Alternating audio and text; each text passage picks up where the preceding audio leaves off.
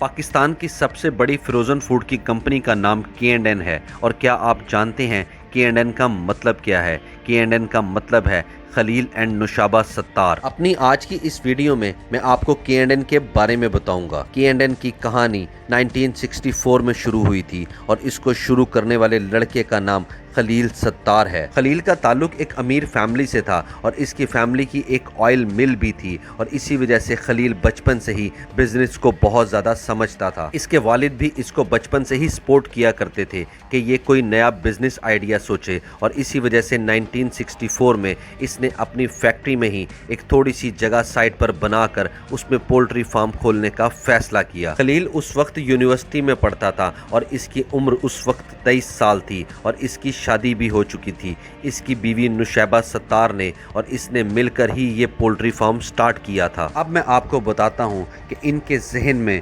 K&N को start करने का आइडिया कहाँ से आया। खलील का एक कज़न था जो 1964 में ऑस्ट्रेलिया गया था और खलील इसी से अपने बिजनेस आइडियाज शेयर किया करता था और इसी ने खलील को बताया कि इसने ऑस्ट्रेलिया में कई चिकन फार्म्स देखे हैं जिससे लोग बहुत ज़्यादा मुनाफा कमा रहे हैं। तब ही इसने सोचा कि अपनी फैक्ट्री में कोई जगह लेकर वहाँ पर एक चिकन फार्म बनाया जाए। ये एक छोटा सा फार्म था लेकिन जल्द ही इस जगह पर 1000 तक मुर्गियाँ आ गई थी। आज कहीं पर भी चिकन फार्म खोलना कोई बड़ी बात नहीं है, लेकिन 1964 में एक कम उम्र लड़के के लिए ये एक बहुत बड़ा आइडिया था। खलील को लगता था कि पोल्ट्री का बिजनेस दूसरे बिजनेस के मुकाबलों में बहुत ज़्यादा तेज़ी के साथ ग्रो कर सकता है। खलील उस वक्त इतना ज़्यादा बड़ा नहीं सोच रहा था, लेकिन इस लड़के को ये आइडिया ही नहीं था कि एक दिन ये बिजनेस इतना बड़ा बन जाएगा। लेकिन इसके वालिद इससे इतने ज़्यादा खुश नहीं थे। इसके वालिद को लगता था कि चिकन फार्मिंग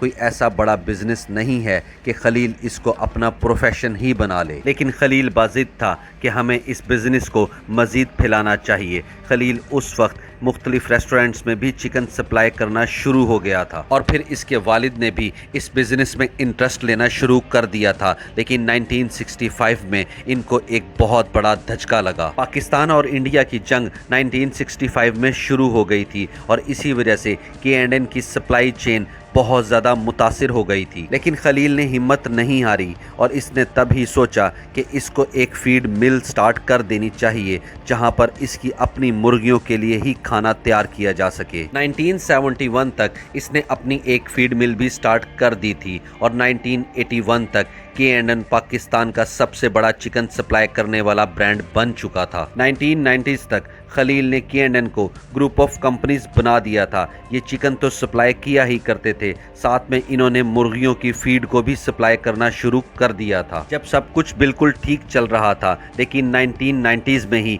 खलील को एक बहुत बड़ी परेशानी का सामना करना पड़ा था। मुर्गियों में एक वायरस फैल गया था और तब ही K&N के फार्म्स को भी बहुत ज़्यादा नुकसान पहुंचा था। लेकिन तब खलील ने सोचा कि अब वक्त आ गया है कि बिजनेस में मज़ीद जिद्दत लाई जाए और फिर खलील ने अपने बेटे आदिल के साथ मिलकर प्रोसेस्ड चिकन बेचने का फैसला कर लिया।